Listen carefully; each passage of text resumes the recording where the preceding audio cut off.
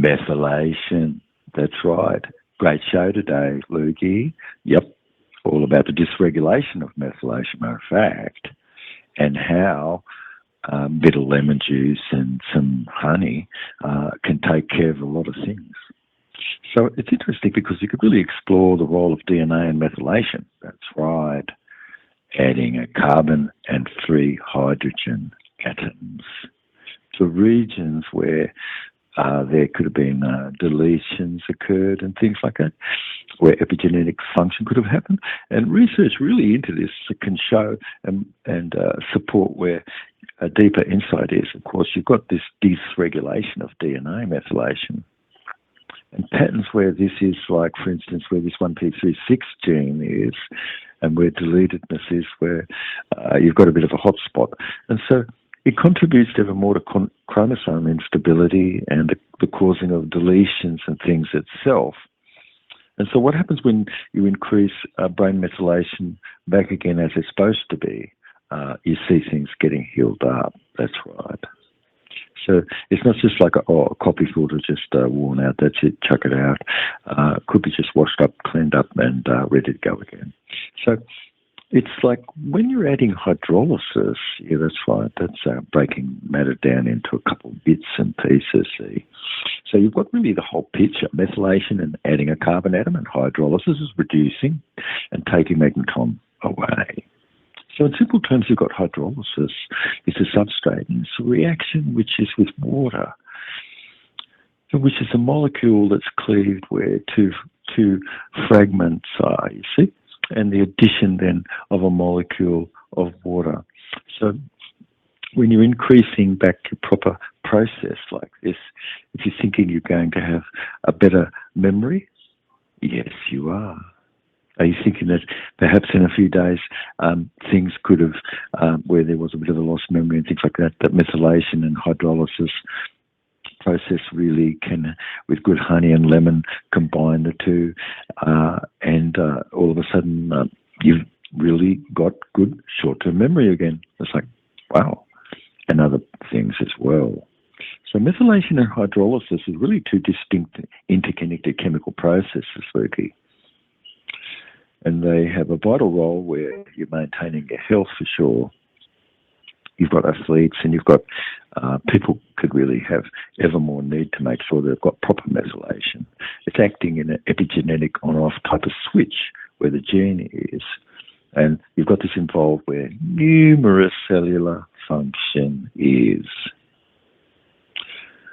So hydrolysis really is the breaking down of molecule where water is used to crucially as it's needed for digestion and metabolism and assimilation. And you can see how these two processes are connected with specific metabolic cycles, and where the product is of one reaction to influence another. How about having just some of this before bed or in the morning? So the nerve could really have been healed up if you're looking back and seeing how this occurred. And just unprocessed honey, of course, and lemon, where the enzymes are, it's just really picking up these two health items, and because it's really all you have to do, and yet isn't just going to lead to other things like live food maybe. So because you're really looking at how gene expression and regulation is, you've got methylation, in particular DNA, and histone, and where key mechanisms of epigenetic is you've got silence or activated gene through this process. So it's very simple, of course, and it's a very beautiful effect where you've got a normal cell function that clears up and clears away the terrain, so you don't really have a disruption to the ease you're ordinarily feeling. And so that susceptibility that's been ever more foremost, where neoplasm could have been, and neurodegenerative disorder is cleared away. So the value of hydrolysis where health is, and the reactions that use water to break down complex molecules into simple component. Fundamental. You must have your pancreas have this function. So releasing energy, enabling the body to absorb nutrient, of course. You've got cellular metabolism, you've got hydrolysis reaction. And it's the reason you really can't, by law, do all of that without the pancreas proper and the Brunner gland. So these are glands which are cell rejuvenation targets. And so you really could go on to look at how disease could have occurred throughout the body and where the release of energy is from toxin cleared away. You could really see the examples of breaking down phosphate bond and adenosine triphosphate and releasing of energy to fuel cellular process. So everything is really south positive, north negative, or neutral. That's it, in magnicity. So north negative production is helped by alkaline nutrient produced by the pancreas and Brunner gland. Its enzyme function is so important. Enzymes only function as hydrolase, which catalyze a wide range of essential life chemical sort of reaction. So lemon bicarb shot, for instance, which has been part of the program for some 40-odd years or more, catching on. That's right. Good honey in your diet. And it's full of methylation nutrient. It's one of the more powerful substances that you could consume that's like this. So it's interesting. It really is assisting you with hydrolysis and methylation. So lemon and honey combine hydrolysis and methylation, where you've got these two distinct mechanisms. You've got the lemon juice, you've got this acid catalyst, and you've got honey, which is containing enzymes that drive the process. So it's a really common example of hydrolysis and sucrose, where common component sugar is, and glucose, and also fructose is. Very important, matter of fact. Can't do without those whatsoever. Lemon water and honey could really boost the hydration and immune system, and due to the lemon's vitamin C and citric acid and antioxidant capacity, it's dynamite. So the honey's antibacterial property really does improve digestion and support skin and health and antioxidants. You're really seeing yourself having a bit more moisture and soothingness where a sore throat could have been, and clearing those things away. And it really does aid in weight management, you see, increasing and ever more fullness really in your activeness where health is. And it's easy for you to be more on a low-calorie alternative kind of condition where you're able to have sugar and reduce the protein and the fat that you've been consuming. So both DNA and methylation and hydroxylation really are important epigenetic modifications that could be very implicated in Alzheimer's disease, dementia. And they influence the gene where expressiveness is and could be disrupted ever more, like we're talking about, from epigenetic factors, you see. So you've got DNA methylation, which really involves adding a methyl group to the DNA, and typically the cytosine bases where a CpG islands are.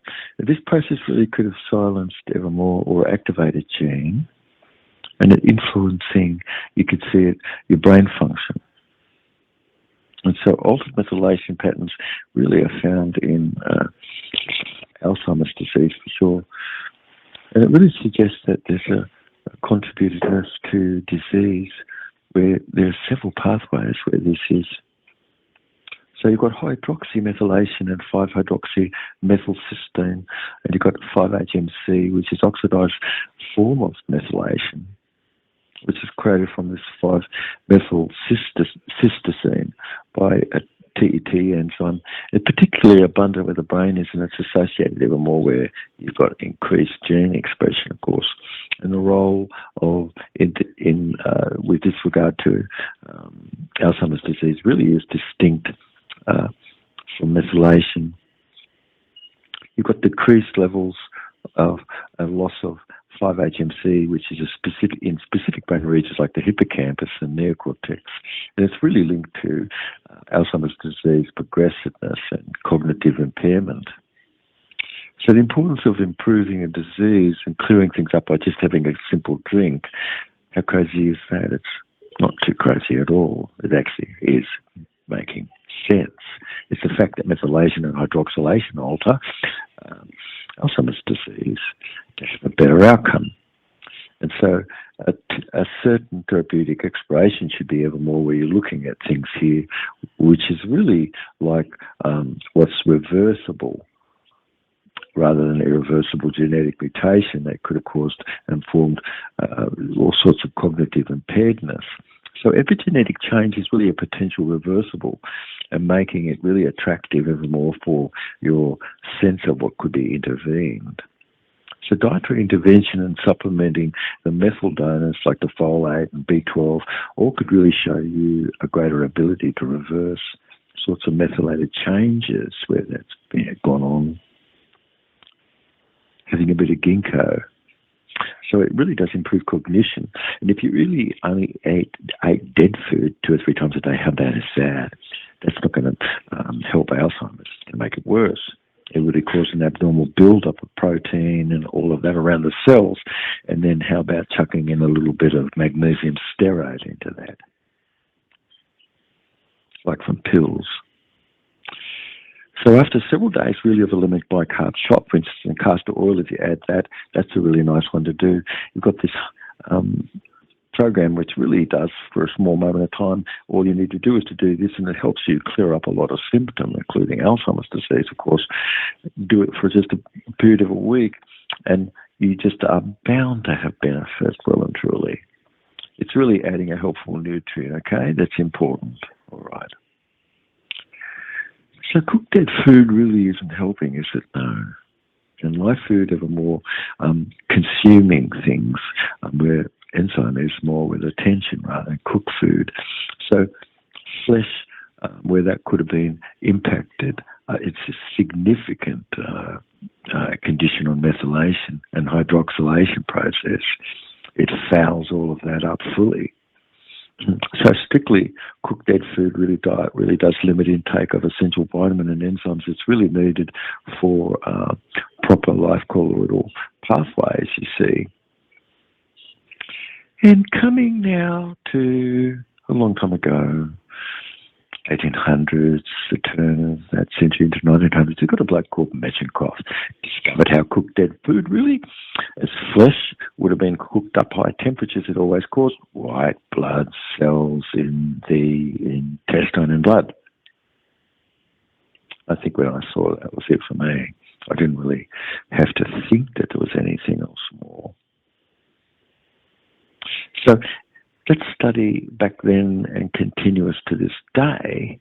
Of course, you could look at how you could include white blood cell production that just engulfs the upper part of your body and the lower intestine and causes a leukemia-like condition where the blood has this heavy flesh meal distributing white blood cells having come from red blood corpuscle aggregating, fusing, differentiating because of this debris. So these white blood cells crowd out all your tubular organ at the back of your throat and nose, the top of your throat. And it's really comes to have, like you look, you poke your tongue out, you've got a geographically coated tongue, and to have not an easy ability to really eventually swallow later on in life, or this sort of thing. So eosinophilic sort of esophagitis is a chronic condition where the esophagus tube that carries food from the mouth and stomach could have become so inflamed. So it's because of all of that dead food. Give it a break and it heals up. A type of a white blood cell really that's built up in the lining of the esophagus. It's a normal part of the immune system, and but yet it could be really overreacted where things are, and it can cause swelling and irritation. And so the exact cause really is more understood today. It's a mix of genetic factor and environmental triggeredness, where nutrition is an abnormal immune response, you see, from cooked dead food. So a part of the reason why how live food and putting into the whole brain functioning again, has such remarkable results. So those who really have a body where it really has reacted strongly to certain food and pollen and allergies, because you don't have enzymes to break that protein down. Okay. So common symptoms really include not just like difficulty to think and stuff, but coming to be not easy, ability to swallow, and all sorts of chest discomfort and pain, and regurgitation, nausea, and feeling stuck a bit, and a feeling like a ball or something's in your throat or chest. So children and adults which are affected have symptoms, and they could be made ever more comfortable versus having had some uncomfort, versus nobody really having thought about this. So it's really otherwise sort of could have lowered a quality of life that you could have. So inflammation continues over quite a time, and so your esophagus could have become scarred and narrowed, and that condition is called esophageal stricture, and it really worsens the swallowing challenge, and evermore somebody kind of feels a bit of a lump and stuckness in their throat, psychosomatic. So it's a time for you to require clearing away this by having job cell rejuvenation, because early recognition where this is going on and application of live food could change what the outcome to be better where you are. And herbal remedy and job cell rejuvenation, really along with far infrared science, therapeutically can really help you reduce inflammation and cause you to have better swallowing patterns, live a longer life, of course. So looking at how dead food affects methylation, a simple drink correcting that. Okay? So it's really seen how all cooked dead food destroyed all the heat-sensitive nutrient. Also all the number of vitamins and methylation sensitive to heat, of course, destroying a lot of that during cooking process. Okay. So vitamins like folate, that's B9, what's B7, biotin, okay, and B12, all of these things are crucial. Why? Because you've got one carbon cycle which provides methyl groups, and these are used where the methylation process is not, otherwise it could be depleted, you see. So cooking depletes that plant enzyme and denatures the actual enzyme that's present, which your immune cells pick up and have to transport everywhere. How good is that? It's supposed to be. So it aids in digestion and also other body function. So it's very proper that the body produces its own enzymes, of course, and has food stuff which you've got at attention to enzymatic value. So live food really provides an additional support for breaking down nutrient, and high processed food otherwise really highly toxic. It stresses and you've got to detoxify otherwise those pathways. So diets really lacking fresh food could have all increased the toxic load, you see. It does.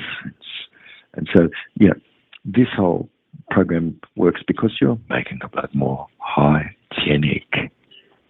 So the strain on you where you're detoxifying is really nothing. You actually start to take off after the fourth or fifth day. So you've got proper methylation.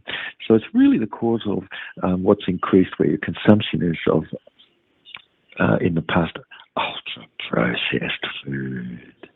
You've got high exposure to compound like pesticide, insecticide, fertilizer, and food additives and preservative and things. So live food really is superior to that stuff. And couldn't it be that, we used to actually prepare food more fresh, and how about moving back to that?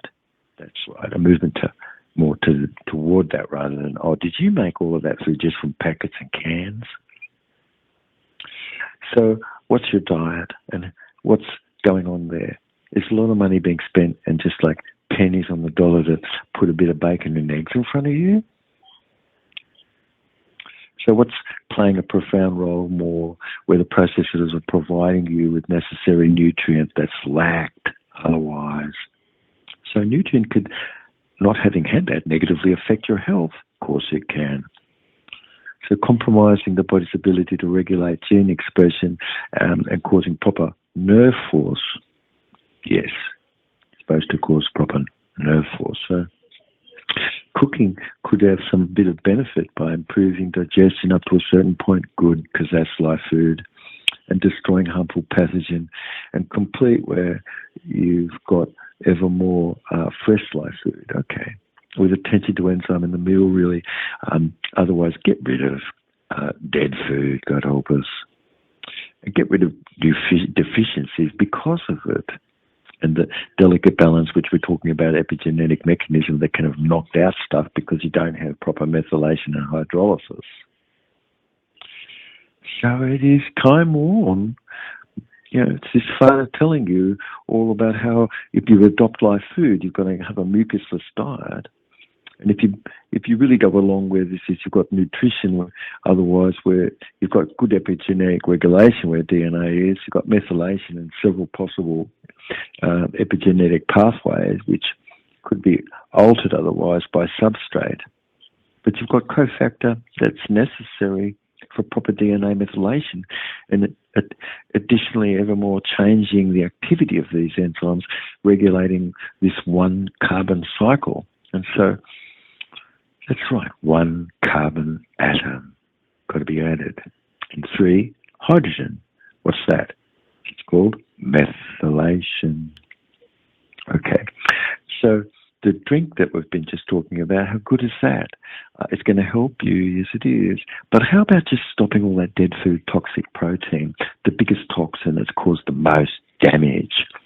So it could be demonstrated that really not eating to have improved your DNA methylation, including all the charred stuff that you did, heated flesh, egg, bean, fish, chicken, dense carbohydrate, fats consumed, rancid.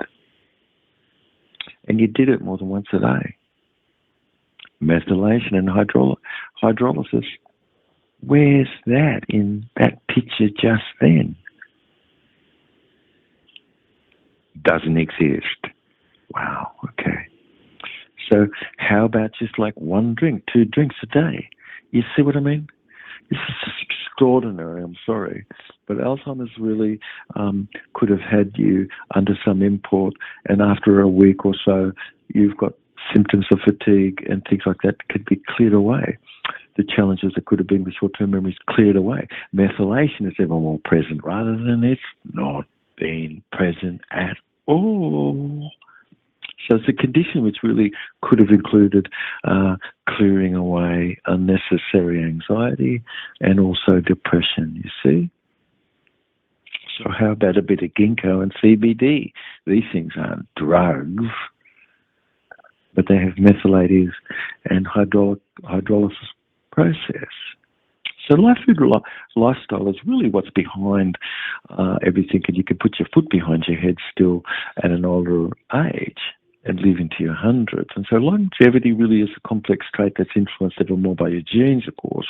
And well, it's really a variety of environmental and lifestyle factors such as cortisol levels and that sort of thing, because it could have been raising calcium. Because you had a lot of don't want, can't you, dry but must only. It's like, whoa. So wrong lifestyle and wrong thinking and seeking itself, or it really causes a lot of xenoestrogens and hormone and thyroglobulins, which block the thyroid properly. And do you have glucagon? No, because you've got somatostatin that's been raised because you've eaten a lot of protein, fat, and carbs all the time. And was there any other variation of diet? No. Was there any exercise? Not much. How about a social habit? Not too much.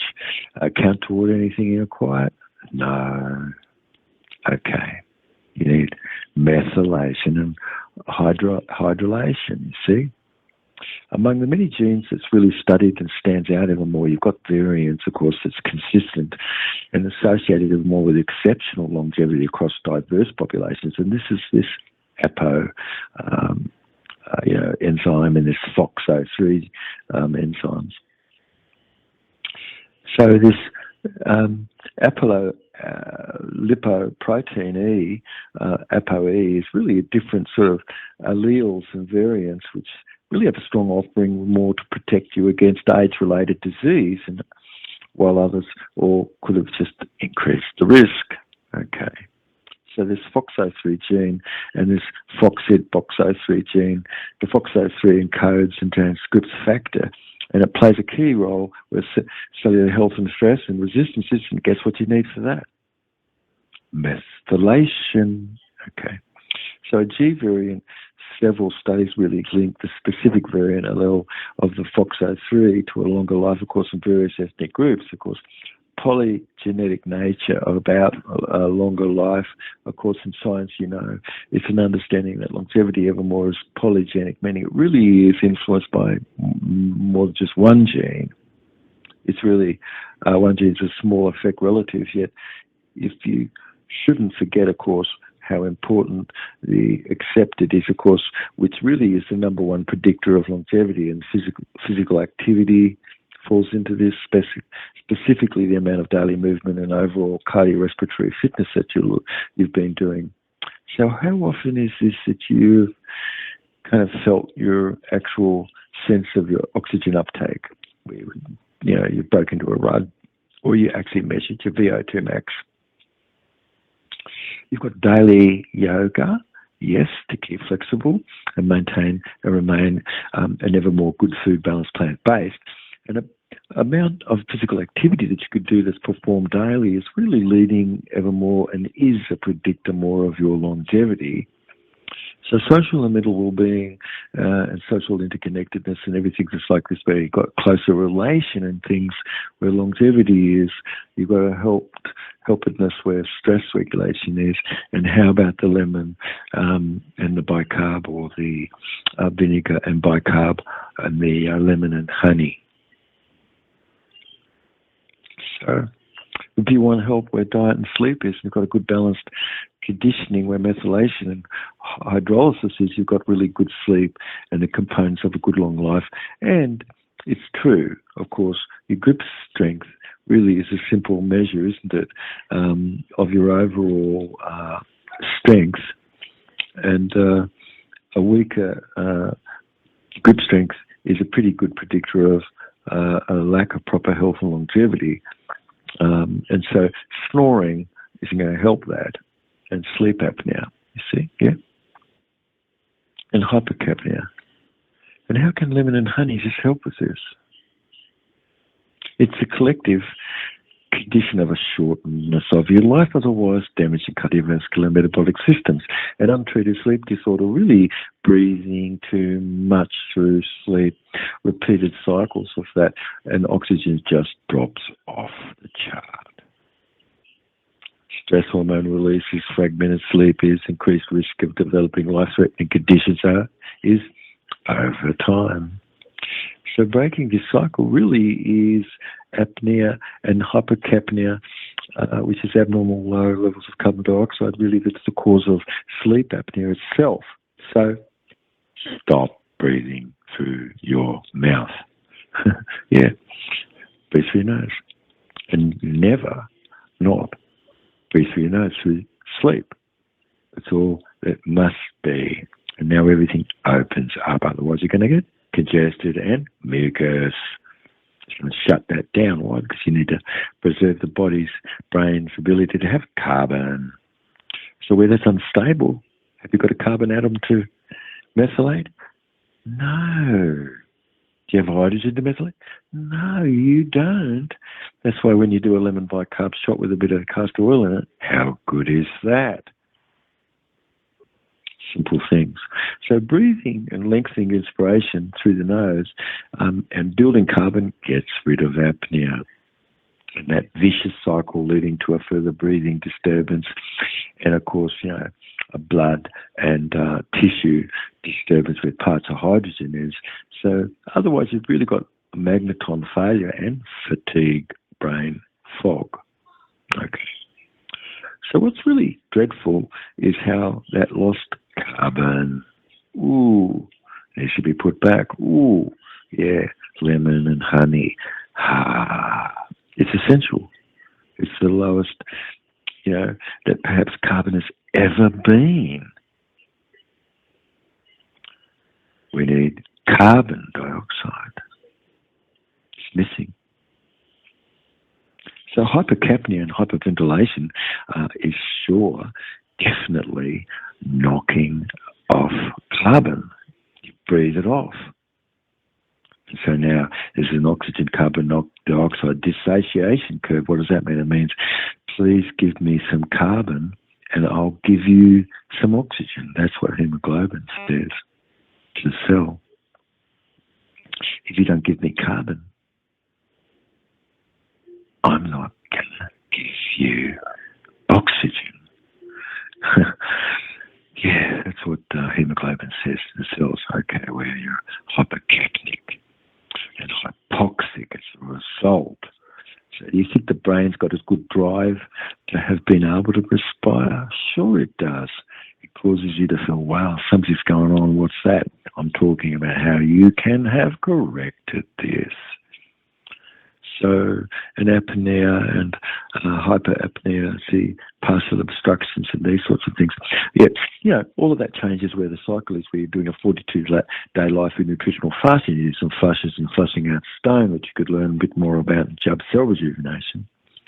So these cycles really lead to otherwise a shorter lifespan and physiological consequences of untreated sleep apnea. Include serious and fatal health challenges, which you can overcome. Have some lemon and bicarb and have the lemon and honey. Okay. So you're going to really just have stopped that cardiovascular pulmonary hypertension and not have had any more apatheticness and awareness. And now what about POTS, that postural orthostatic tension syndrome of when you went to stand up, you got a sort of like, felt like it's got the need to fall over. Whoa. Got to make plasma. Got to make more. That's right. How can you do that? And cook dead food laying around. And how much is the cost of that? And what's the cost of this? It's not drugs. It's not toxic. It's 100% clean. So sleep could allow you, by doing this small trick, to have a longer life and have increased non-rapid eye movement stage where your sleep is. Got more delta. You recover. Brain fat cells at night, if it's cool enough, going to clear away, or neoplastic addition. So otherwise, sleep apnea really could have increased your risk of depression and mood swings and daytime sleepiness and all that sort of thing. And untreated, you've got short-term memory challenges and that sort of thing, and the qualities of life gone down. And so, hey, how about looking at the cause of death and not having any more rabbit breath? Plenty blood boy, with all that aversion and stupidity, and where no truth is where any of that is, like where the plenty blood boy is. So it's a meaning that you've only just had a bit of beef barrack training there and never not anything corrupt, full of cortisol, just to have hijacked your nervous system. Did you know that? It's spontaneous creative intelligence that's available to you. Your grip strength should be there. Okay. And what about the wobbles? No longer. Gee, just so incredible. And what did you have before this? Did you have anything with any enzyme in it? No. Did you have anything like honey like this, especially? It's got its enzyme and things in it? No. What about some lemon? Maybe no. Wow. So live food really is the answer, not dead nutrients and dead skeletonized calorie. It's such a loss of South positive nothing. And what are you going to carry North negative with if you don't have any South positive? And it has a tissue. Did it keep its carbon inside itself so that you don't have to worry anymore? You've lost it. You don't have rabbit breath anymore. So Jubb cell rejuvenation for you really could address these issues. This podcast to you today is really good because you could avoid an early death. You could keep fit instead. You could avoid dead food. Life begets life and death begets dead. So if you abide by dead food, otherwise it's going to cause you to snore. That's right. It's going to cause you to hate several times a day and that sort of thing. If you saw yourself really avoiding where you didn't care and it's just an untreated sleep apnea, it's a state that's ever caused more serious health challenge and higher blood pressure and cystic fibrosis, neoplasm and asthma and allergy, heart disease, heart attack, stroke, type 1, type 2, diabetes. So could you say something good about honey, unpasteurized, and lemon? And could you see this makes a big difference? Okay, why? Because did you get your methylation and hydrolysis alchemy? Yeah. Okay. So it's really working, and you've been probably without something like that for a long time. And what happens when you start to get on with it? And you do this over a 42-day cleanse like you should. How good is that? It's going to stop the drug toxicity. It's going to clear that away. It's unnecessary toxin. You don't need more toxin to recover. You need less. You need to start with digestion. You need to know where to start. Start with the digestive system. So you're improving all of that through live food, and it's monophasic, meaning once a day. It's including the movements of flushing and pancreas where the pineal gland is. Otherwise, snoring could have been a serious sign of decrepitness and a deep fever where the tube would have closed down, and breathing, which is valuable, carbon can have breathed off. So it really doesn't have to be that you've just been a glutton. Of course, methylation is really, and hydrolysis really is what you need to do to be able to have corrected your snoring. But how's it going to be where everything wasn't corrected and nor was snoring? It's, my God, it's terrible. You could have never stopped and easily can. And why not? It's the blood that's South positive that's lacking after you've snored and you've lost all the carbonic acid. And so where it was, you were talking about somatostatin, it's actually would have stopped glucagon, which some of our programs have been about. You should tune into some other podcasts. So blood sugar always otherwise would have been low. And how about that? Just because you ate dead food, heavy flesh, heavy protein, heavy fat, complex carb combo.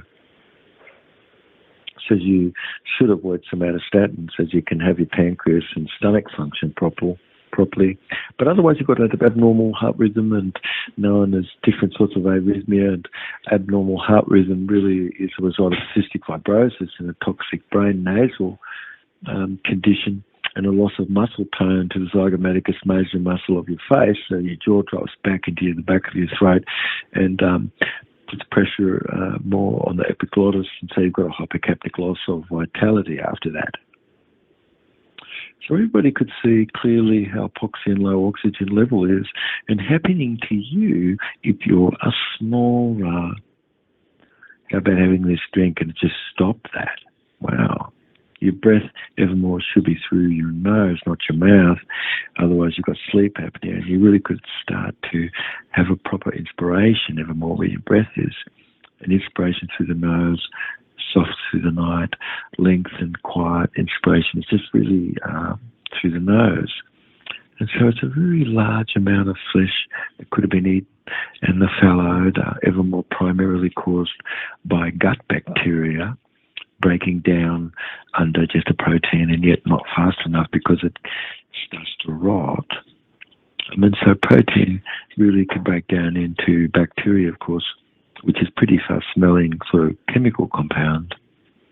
So Lifeitarian evermore is a cleanser smell, and where dedication is more, you don't have that egg smell, sulfur, or flesh rotting, or hydrogen sulfide breath, like dragon breath you see coming up from his stomach. It's like, woof.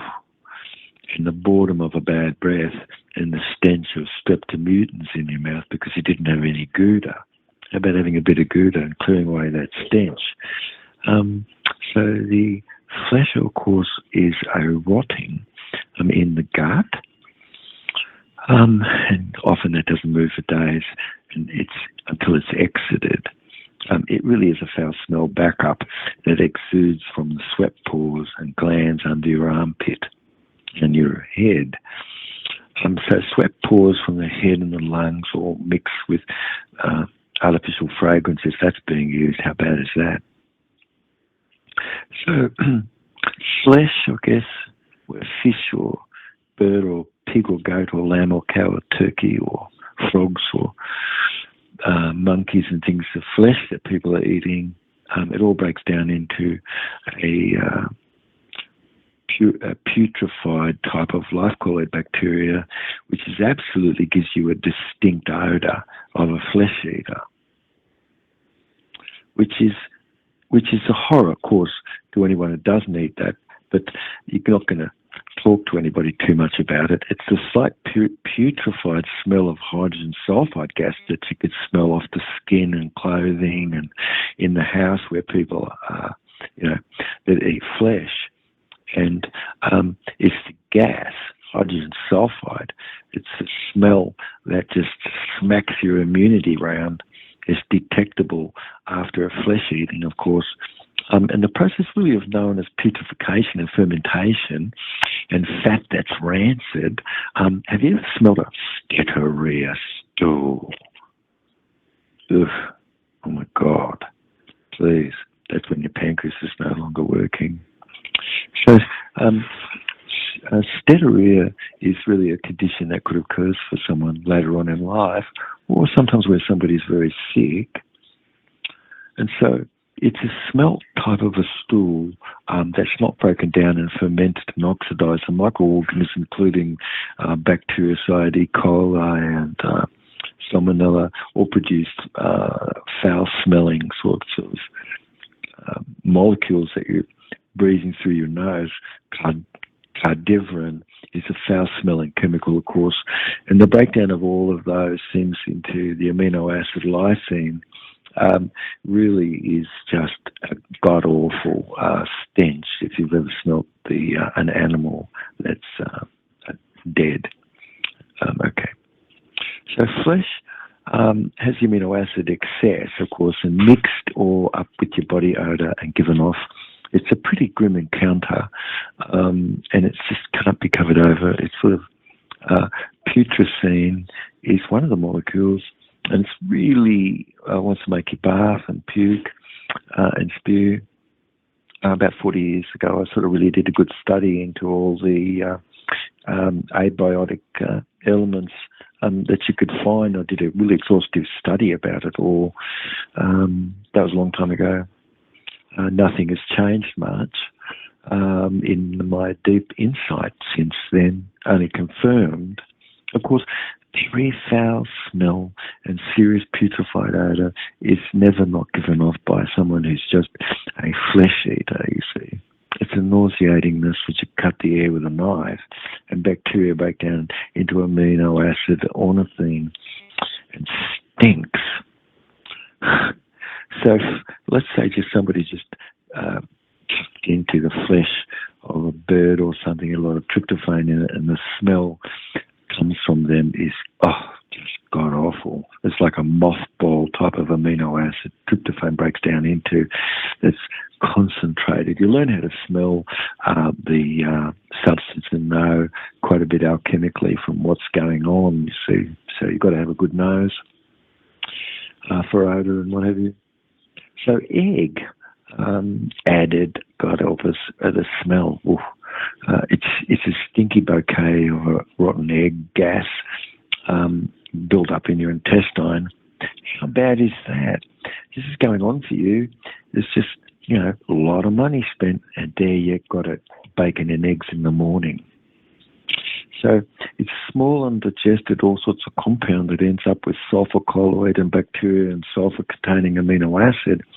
So if you're going to, don't mind having an extended abdomen, if you've got a big old bloat and the belly's blowing out and you're belching and passing gas and foul, it's really foul smelling. So it's a mixture of the chemical that's undigested protein, which produces ammonia that contributes to that smell, that sort of unpleasant odour. And so flesh eaters really can't get away with that habit without absolutely stinking the body up. And bean and pea protein, the smell of those polysaccharides having broken down in the intestine is, oh my God, it's so sour, musty. It's like, I'm not sure, cat poop or something. It's a musty, acridness accompanied by sort of white foamy types of liquid discharges and stuff. So excessive habitual bean eaters and pea and what have you have got a stench that's like come from the canned bean. It's sort of like an almond, kind of like ammonia type of signal, got benzaldehydes and natural byproducts. Yeah. So you have to really learn how to smell all these things. You're a good alchemist. So it's a really strong almond smell, and that's got cyanide. And kind of, you got any wonder why you're losing your grip strength? You've just eaten dead food.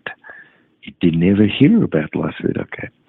Well, the odour of the body really emitted is the decaying carcass, of course, that stinks, and it hasn't had a ratedness of any food, like, where's live food, where all that is, okay? So it's excessive protein otherwise, excessive dead rotting, artifact, and all that aggregates, fuses and differentiates. It pleomorphs from red blood corpuscle into other life colloid, and salmonella and E. coli all then could pose a great risk.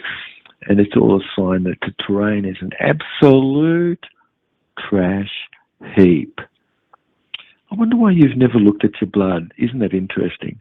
Personally, it's not scientific that you haven't. Okay. So how about having a bit of cell contact? With mycotoxin, which is just an excrement from all of those, dysbiotic spore, because you've got a bad terrain. Don't tell me that it's not going to improve because you're actually detoxed. Ooh. So how about just having your lemon and honey drink? Otherwise, look, it's dead food where you're going to get some methylation and hydrolysis enzymes. You've got egg, fish, bean, pea, smell in the odour, decaying carcass, under your armpit. It's actual. The body just dies of barbed flesh and protein, not passed out. It's attractive. No, it's not. It's bacteria, salmonella, it's E. coli. It poses a health risk to you in your blood. Have you seen your blood? Why not? It's the trash heap. So if you've just got meatball rotted, where the order is of staph and it's got life colloid aggregate fusion differentiated from a red blood corpuscle, it really could feel otherwise foul and dirty sneaker like a stale sort of beer and old cheese type of stench, Staphylococcus hominis. And how about having some honey and lemon daily and seeing Alzheimer's and dementia disappear? Wouldn't that be good? You're sitting down, you've done that. It's just the benefit of hydrogen peroxide, right? Honey contains the enzyme glucose oxidase. And when diluted with water, what does that do in your body fluids? It brings enzymes in to produce a low sustained level of hydrogen peroxide, which is known as a antiseptic. Okay. So lemon has a low pH, right? Good. Honey has too. Yes, good. And low pH does what? Brings your body back to have a self positive, which we've been talking about, does not have. And so you've got to have a parts of hydrogen around about 3.2, 4.5 and things just like that. And where are you getting that in your diet today? If you create an environment that's been hostile to bacteria because you've got your bloodborne inhibitors, good. Otherwise, dementia is. And conditions, don't tell me that's not hiding out in your brain, unhidden. And natural pacifier is in this drink and live food, fresh honey and lemon. It's going to be going your way. Honey, it's the natural pacifier in effect where your blood is. And how good is that? Honey contains various plant-derived phenolic compounds. That's right, like flavonoid, caffeic acid, quercetin, antimicrobial, antioxidant properties. Honey contains so much, honest. Trying to think what to say to you. Various plant-derived phenolic compound, yep. And flavonoid, caffeic acid, quercetin, we just talked about, all showing antimicrobial, antioxidant properties. Citric acid, yep. Organic acids responsible for lemon sour taste, inhibiting the growth of bacteria, yep. Works synergistically with other antimicrobial agents, yep. Going to think about having a honey lemon drink, yep. It's got flavonoids, contains all the plant compound with antioxidant and antimicrobial properties, and it's got a low pH. That's what you need, especially if you're breathing a lot. Okay. So lemon juice is really highly acidic, and you've got to have that low pH that could inhibit and kill or clear away all the types of dysbiotic life colloid and what have you, including vibro species and things just like that. So if you go back in time, you could see what's been acted upon, what's been discovered as truth. How about having a honey and lemon? It's one of the oldest known antibiotics. Dates back to ancient times. Egyptians frequently used honey and natural antibiotic and lemon. So how important is it that your blood remains hygienic? That's what I want to ask you. And does your program raise albumin? If it does, it fits under cell rejuvenation. If it doesn't raise albumin, what are you doing? What? Do you want to have a long life? Got to have albumin. How are you going to have albumin? By reducing the load of protein excess in your blood. Good, because you can only have 7.1 milligrams per deciliter where your blood is, and the albumin really should be in the blood, not fibrin and globulins from excessive party floats. You've got to stop all that dead food habit. You've got to start to smell better. You've got to be more prone to no longer being panicked and overreacted and a lack of memory. That dead food certain did all of that to you. What are you going to say? It's fine. I'll just eat dead food. Well, they don't give anything to the animals in the zoo anymore because it's saw how it wiped them all out when they just cooked all their food. Is it okay that you would just cook all the food and just give it to the rabbit? Come on, get over it. Just forget otherwise methylation, right? Yeah, and hydrolysis. Yeah, just carry on, be a flesh eater. And you're not going to suggest that toxin, which we're not even talking about any of that here in this program. You have to listen to other ones for that. So why not every podcast be something brand new? Yeah, sure. There's too many things to actually get into. But you're getting a smattering of everything. And how about having thought about what the culprit of memory loss is? What is it? Loss of methylation and hydrolyzation. Okay. So if you could consider maybe ginkgo, yeah, now a bit of CBD and live food and a bit of sunshine and start, moving around. And so honey and lemon by itself over the course of a week, yeah, didn't do anything else, just did that. Okay, that's pretty good. At least you did that. Good. It improves and clears away Alzheimer's and dementia and disease by itself. Lemon bicarb shots. Put a bit of castor oil in there. Oh my God. Learn about it. So if you put small amounts of castor oil where that shot is, it's just unbelievable how good that is for your nerve detox. And lemon bicarb shot is so beneficial of itself. And it's just been a long time standing part of our program in job cell rejuvenation. So replicated findings and variants of this FOXC03 gene we've talked about in the program here, it's repeated. It's associated with longevity.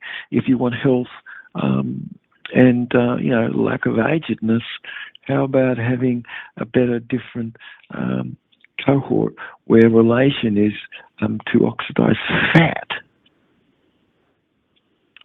So these FOXO3 activatedness promotes stress resistance, of course, and it's very amazing because it needs your antioxidant defense, which it does, and it directly helps mitigate damage caused by oxidative lipid. And what do you need to have that? Methylation and hydrolysis. Ooh, okay. So your SERT genes could function as a result. You've got SERT2, got family of genes, particularly SERT1s, which play a protective role against oxidative stress and metabolic disorder. Yeah, just a very small amount of something I could say something about today. So this father really has organised a product like the Rose of the Desert formula, and together a whole range of other product which has got delta tocotrienol, which is 4,000 times more powerful than vitamin E, tocopherols. So vitamin E content, where its final product is, it really depends on factors, what the oil extractedness is, and your own cookedness and conditions of like what went on with the food is. And vitamin E is otherwise essential for protecting against polyunsaturated fat oxidation. So its flesh is pretty full of omega-6. And where are you going to get vitamin E from? So it guarantees that your skin is not going to be protected much against any dermadex. Once you stop and have a look them up, look it up. I get a picture of some dermadex. So 80% of people, I guess that's a lot. And I remember when we did the shows, I just put a bit of tape on the eyebrow, pull it off, put it under the microscope and look at what's the result of your dead food diet. Do you have dermadex on the skin? Yes, you do. If you're a flesh eater, because you don't have any potassium rhodonase hardly. Which would stop all of that. And so 20% or more people, you don't find any dermadex on the tape. So fasting could help you, otherwise feasting isn't. Otherwise you've got dermadex feasting on your keratin, and you've got a multiplicity of dead food diet ongoing where the skin produces several sorts of substance. Otherwise it would be primarily free of these fatty acids within the sebum like it's supposed to have. That would have helped keep dermadex mite and other microorganisms in check. So dermadex mite found where the body more is compromised, where dead food diet is. You've got fungus in the blood, and it's a very normal part of the skin where the blood couldn't be really had of its proper potassium rhodonase. So it's a protective forces you get where eating live food is, otherwise something else. Of course, where diet is based upon live foodarianism, you've got sebum that's naturally got its natural pacifier and substance. It typically prevents the overpopulatedness of anything that goes on like that, where a dead food diet doesn't. And so the proper sebum looks in a good profile. A live foodarian really hasn't any dermadex because the sebum is perfect. And vegans and starchaholics and dead food, other diet eaters, flesh eaters all have dermadex. There's no question that you've seen that. A very small anacrid spider.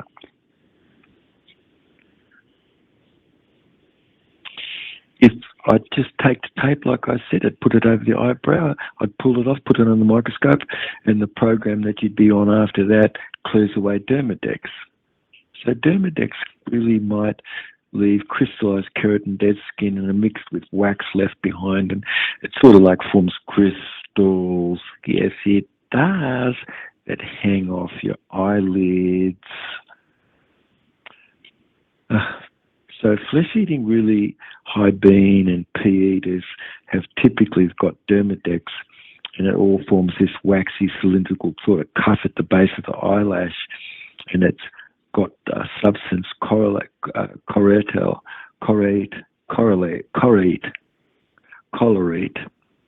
It's sort of a type sort of debris. It's really from the mix of mite wax and waste, and it's a product that just ails and mixes with the keratin of the skin, and that's a substance that protects the mite's eggs. So because no excretory organ yet really gets just clogged up and loaded with fat, it's more the excretory organ, where dermadex mite don't really have an anus at all, so they naturally accumulate trash heap around them from what they're consuming and how they're living there. And it's just a waste of dead cell crystallized product that's around themselves, living and just left dead in the skin to slough off. So dead cells crystallize and are found where the hair follicle is throughout life, where your body hair is. It really is a sort of a disgusted, sort of regurgitated vomit, more a waste of the mite that die and their bodies decompose inside the eyelash follicle and hair, and it's part of a toxic accumulated waste.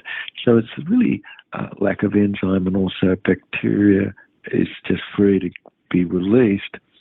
So it's sort of a wacky, scaly, sort of flaky scalp where the skin flakes off, and dandruff is sort of that flakedness which is evident, and skin flaking. It's a serious toxicness where the blood is. So a body full of toxic jam, full of dead food, usually wax between your toes and ears, and scalp sort of loss.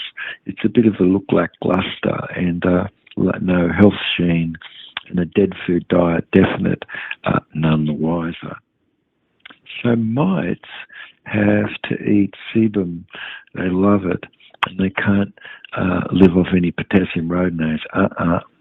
That's not good for them. Dermadex can't live where that is. Okay.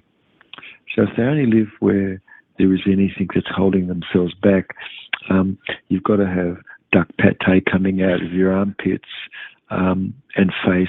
It's sort of an unadulterated protein where you're looking at it under a microscope just as it was eaten. So it's in a state a little of a putrefied, like turkey or something, and body odor that lives inside the hair follicle. And so everything like there feeds off this dirty, unclean fat and sebum. And so now you've got all sorts of conditions which go on internal, like boils and all sorts of eczema and oily substances that have no potassium rhodonase to protect the lipid tocopherols from producing this what the sebaceous gland produces. So flesh eating definite, and being a bit of a bean eater, you're going to have mite, and it's most concentrated where the oiliest parts of your skin is, around your eyes, nose, mouth, other body parts, all right. So it's the reason that you should be more plant-based, isn't it? Live food. You don't want your clothing smelling just like, musty odor. It's like, bedroom, often a mold smell. It's really a sign of bed bugs, and bed bugs release pheromone and produce distinctive musty smell that reminds you of like, rusty, wetted towels, all molded. So the main cause of bed bugs really is the introduction of as people come into any newer location, typically through travel, and bring in infested items like furniture, luggage, clothing, and all sorts of electronic devices which they love to hang out in. So these tiny little hitchhikers, they latch onto personal belongings and things like that, and unknowingly get transported into homes, hotels, apartments, and leading to those to become more infested on you. So adult bed bugs are visible, of course, where the naked eye is, and they are different, but they can be seen under magnifying glass or also really in the different stages. and they could be as big as an apple seed, flat, oval sort of shaped. And when they're unfed, otherwise fed up, wow, they look real reddish brown from the blood they've sucked. So immature bed bugs, nymphs, and eggs could be really small and difficult for anybody to see the stages of, but really always, in the cracks and crevice. It really is how the bed bugs could live in your pillow and electronics, and in the beds where alarm clocks, laptops, TVs, all close by, nice hiding spots.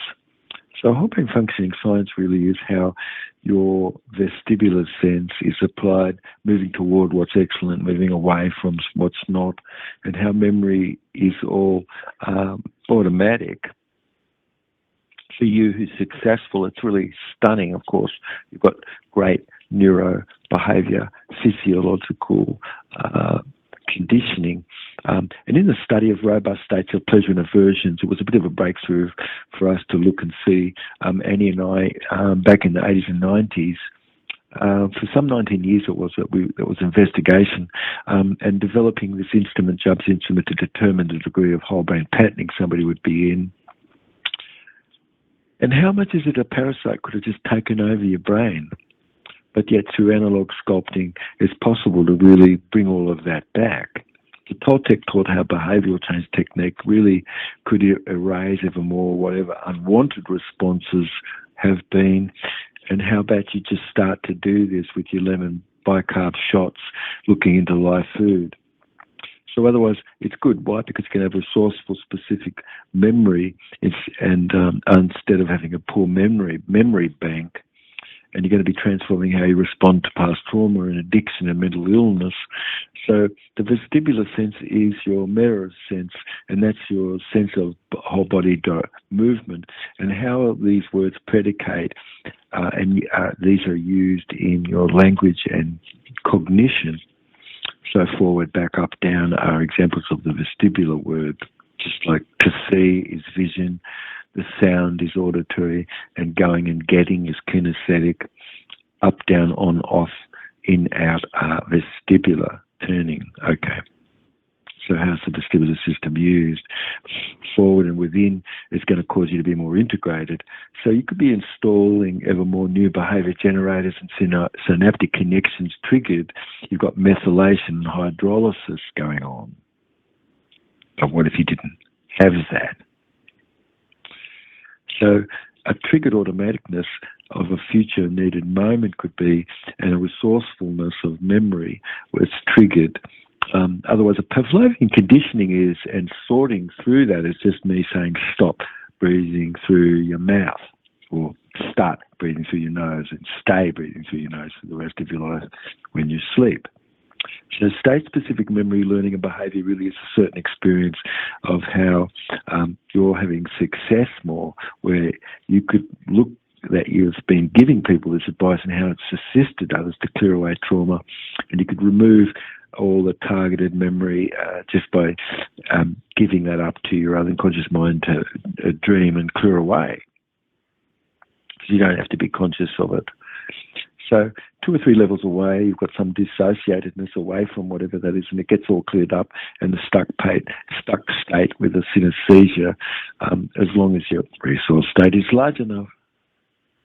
Got to have your lemon bicarb and your lemon honey shots and things. So integrity really is where you've got all the goodness going on where your brain is, of course, and nerve. It's a process involving a precise synesthesia, you see. And so all stuck states can be cleared away also. You've got a new movement experience, your hands reaching out, and you're absolutely getting the lemon and honey.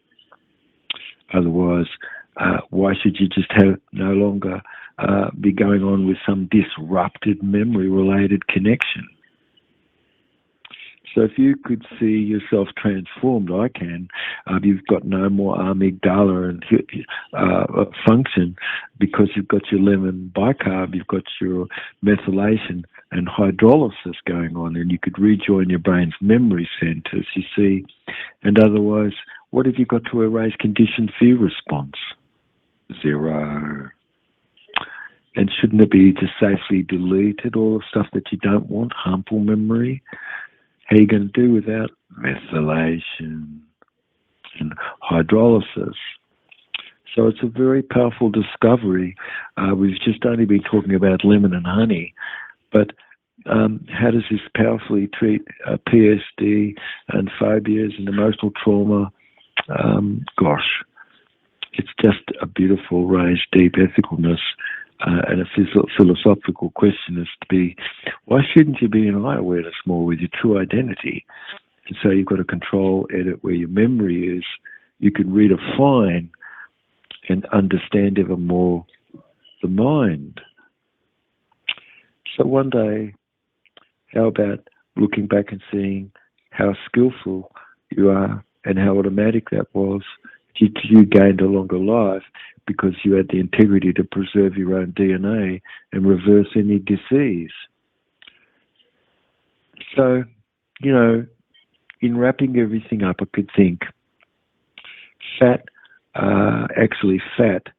yeah, most people are a fat, skinny person. They've really got little to be not much muscle underneath that, just a lot of fat. And metabolism really hasn't produced plasma. Dead food consumed can't do that properly. There's nothing natural. So how about just getting rid of all the toxic drugs? Otherwise, cachexia, it's a very serious, complex condition that goes on, and weight loss and all of those things. How about turning that around? Because your body could start to have methylation. Too many good things is coming about because you're gaining an insight. And of course, live food does this for you. So you could have rapid weight loss, unnatural otherwise, and wastedness of muscle tissue, and a persistent fatigue and syndrome commonly seen where people could have a chronic illness like neoplasm and chronic sort of obstruction and certain pancreatitis and, meninges condition of the way the blood is circulating to give you proper brain function. So heart failure and advanced kidney disease and all of these things, long-term conditions, don't tell me that you can't have these things turned around. How about doing something for several days? Just look into job cell rejuvenation. You'd be surprised. The root of cachexia is an imbalance otherwise of your body that is energy where it's just getting burned up and food is just moving through you like a racehorse. So it's just malnutrition, and eating ever more calorie isn't going to necessarily reverse cachexia because you need methylation and hydrolysis. So it's profound metabolic change that occurs that could assist you to help increase muscle mass rather than it being broken down. You need to form new muscle. So inflammatory molecule causes these cytokines and hormonal change. You've got metabolic factors that drive that process, and it's this creation of the body essentially attacking its own muscle. So you're looking here at this circumstance where cachexia experiences a noticeable symptom that it could include rapid unintentional weight loss and reduced muscle strength, loss of appetite and fatigue, and those sorts of things, and anemia. So as you look under the eyelid and you can see it's pretty white, anemia. So those changes severely limit the daily activity and reduces life, and it worsens the prognosis of underlying disease. An early recognition of that and intervention was critical, like having a hand reach out for a drink of some lemon and honey. It's simple. So it's cell rejuvenation that's involving live food, nutritional support, and inflammation, where muscle loss and that sort of thing is all prevented because you've got better circulation.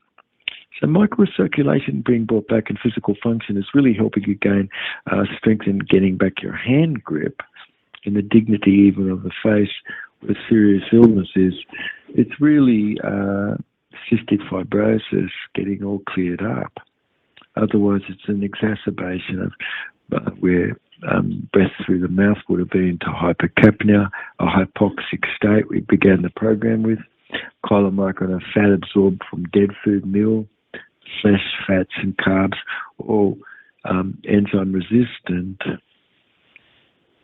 And so how about it's good to be able to clear away whatever, was impacting your sinoatrial node from having its proper function, so as your heartbeat proper.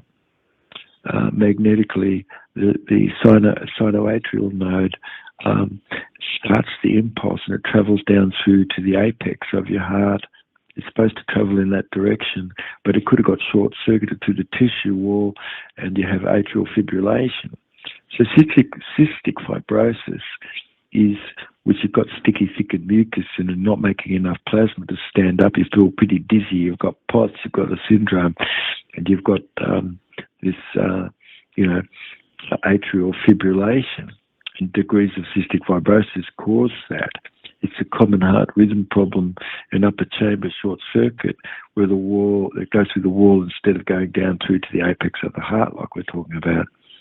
So the heart atrial beat could be faster or irregular. A normal heartbeat should beat steady. Otherwise, a magnetic condition control where the heartbeat could have become disorganized and causes atrial quivering and not proper contractedness. So don't tell me that potassium and sodium isn't engaged with all of that, especially all dead food. Where's the potassium in that? It's supposed to have a spare north negative, but when you cook it, does it have it? No. And what about sodium? Like rock salt. Just impeding things and heart muscle from proper conductedness. So the magnetic current can't happen like it should be in a dynamic flow down from the sinoatrial node to the apex, but goes through the walls instead. And so low plasma volume and heavy metal contaminant from magnesium stearate in pills you've been consuming, God help us. The heart muscle momentarily could have high blood pressure when you go to have stood up, and you could have felt dizzy for the moments like that as well. And pulmonary hypertension triggered from the core, and drug is not going to help that. You've got to really think about the whole and stop being so superstitious. The challenge with the heart really would have been is a cystic fibrotic plaque build-up big time, and the challenges with that where the heart valves are. And looking at coronary artery disease, you're going to tell me that plaque is not part of all of that? It sure is. You're not going to tell me that heart failure where overactiveness or underactive thyroid and lifestyle factor is where you've got a loss of hearing. You've got to go, what did you say? I can't hear you. Loss of eyesight, loss of proper cognition, learned helplessness, and younger ones are putting older people to learned helplessness, older ones putting younger ones, too young, into learned helplessness and things, not having any idea about that. An overreactive emotion, lacking proper social skill, obsessive compulsive disorders. It's just symptoms from persons just to feel a pending doom where nothing would have been there. Heart racing, skipping beat, having passed out, sudden short breath, moving too quick, tired, dizzy. It's really important to think maybe you've got atrial fibrillitic types of dysfunction where the blood is. And so the clot where something could have formed, all that could go to other body parts like the brain and heart, and then, oh my God. So it's chaotic where electrical signal of the heart would be, and bringing in sun-dried, wind-evaporated ocean salt, which is orthophilic and is perfectly transmutatable, can really be the very thing that's so important. How about adding a little bit of this to other drinks and things you have? So the symptoms ranging from mild discomfort to serious complication and stroke and those sorts of things can truly be reduced. So live food is the answer. Yes, rest, fast, nature wants to heal you up, okay? And I guess it sort of should wrap us up a bit. Methylation, just wrapping it up, it's adding 1 carbon atom and 3 hydrogen atom. How good is that? Life, colloid, and DNA all require that. good. Hydrolysis, other process we're talking about, chemical reaction where water molecule used is broken down to compounds where it's got two or more simple substances. It's usual, yeah, in hydrolysis where water molecule get attached to two parts of a molecule. And you've got one molecule of a substance which gets a hydrogen positive ion and the other molecule receives an oxygen hydrogen negative group. And hydrolysis reaction really mainly is used to be able to break down polymers and these sorts of things. So it's just really incredible, you know, the revelation we've gone through. Life food could awaken you. You could have proper longevity gene. How about having this transformation now and rise even more with the revelation of life food, not dead? How about having life enzymatically rich, methyl, a magnetic balance? And could you speak about these genes and improving these, which gives you better longevity and more immortalness?